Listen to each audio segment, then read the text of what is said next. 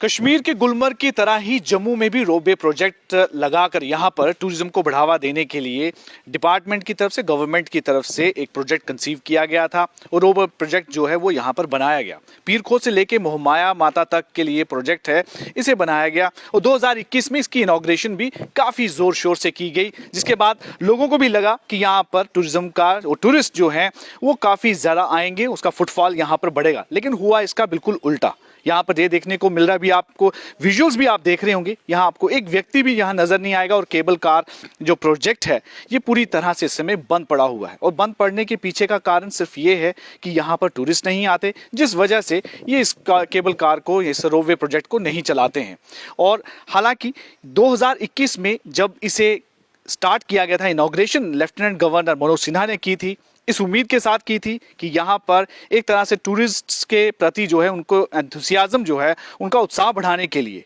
और यहाँ पर ज़्यादा टूरिस्ट आएँ, इस तरफ अट्रैक्ट हो। और जम्मू में भी हमेशा रिटेंशन की बहुत ज़्यादा समस्या रही है। जो टूरिस्ट बाहर से आते हैं वो बिल्कुल यहाँ नहीं रुकते और यहाँ तो रिलीजियस टूरिज्म के लिए आते हैं और माता वैष्णो देवी से होकर वो वापस चले जाते हैं। लेकिन जम्मू में उनके यहाँ पर ठहरने और रुकने का कारण चाहिए था, जिसके लिए इस तरह के प्रोजेक्ट बड़े ज़रूरी थे। लेकिन ये रोपवे प्रोजेक्ट ऐसी उम्मीद लेकर आया था, इस उम्मीद के साथ इसे यहाँ पर बनाया गया, लेकिन ये उम्मीदें सिर्फ धरी की धरी रह गई। अब इसके पीछे, इसके फेलियर के पीछे क्या कारण है, ये गवर्नमेंट ही बेहतर जानती है। क्योंकि सबसे ज़रूरी होता है कि जो आप प्रोजेक्ट लगाते हैं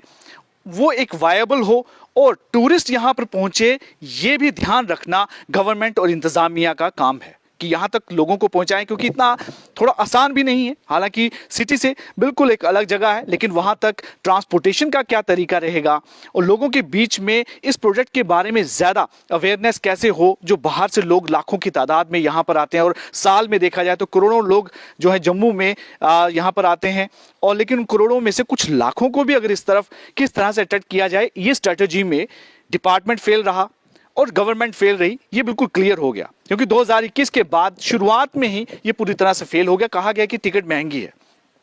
चलिए, शुरुआत में ये गवर्नमेंट को सोचना चाहिए था कि अगर आप 75 करोड़ रुपए की लागत से इतना बड़ा प्रोजेक्ट बना रहे हैं, पीरखोद से लेके मोहमाया, मोहमाया से लेके भावे वाली माता, बेसिकली ये 3 जगहों को कनेक्ट करना था, 3 रिलीजियस जो प्लेसेस हैं इन्हें कनेक्ट करना था एक रिलीजियस टूरिज्म के पॉइंट ऑफ व्यू से। और साथ ही साथ इस रोपवे पर जब आप यहाँ पर सफ़र करते हैं तो जम्मू के भी कई तरह के खूबसूरत दृश्य आपको यहाँ पर नज़र आते हैं। लेकिन अफसोस की बात है, ये पूरी तरह से प्रोजेक्ट फेल रहा और लोगों का जो टैक्स का पैसा है 75 करोड़ रुपए पूरी तरह से खत्म हो गए, तबाह हो गए। हालांकि यहाँ मशीनरी जो है और इंजीनियरिंग बाहर से भी आई है, लेकिन देखिएगा कुछ देर बाद ये भी बिल्कुल आपको खराब और यहाँ पे जंग लगी हुई नजर आएंगी, जिसके बाद इसे भी देखा जाएगा टोटल फेलियर हो चुका होगा और एक तरह से लोगों पर ही ये एक बोझ पड़ रहा है। सरकार को सोचना चाहिए, इस पर ध्यान देना चाहिए कि जो प्रोजेक्ट अभी शुरुआत ही हुई है वो बिल्कुल फेल हो गया, क्या कारण है, इसे किस तरह से इसको आगे बढ़ाया जा सकता है,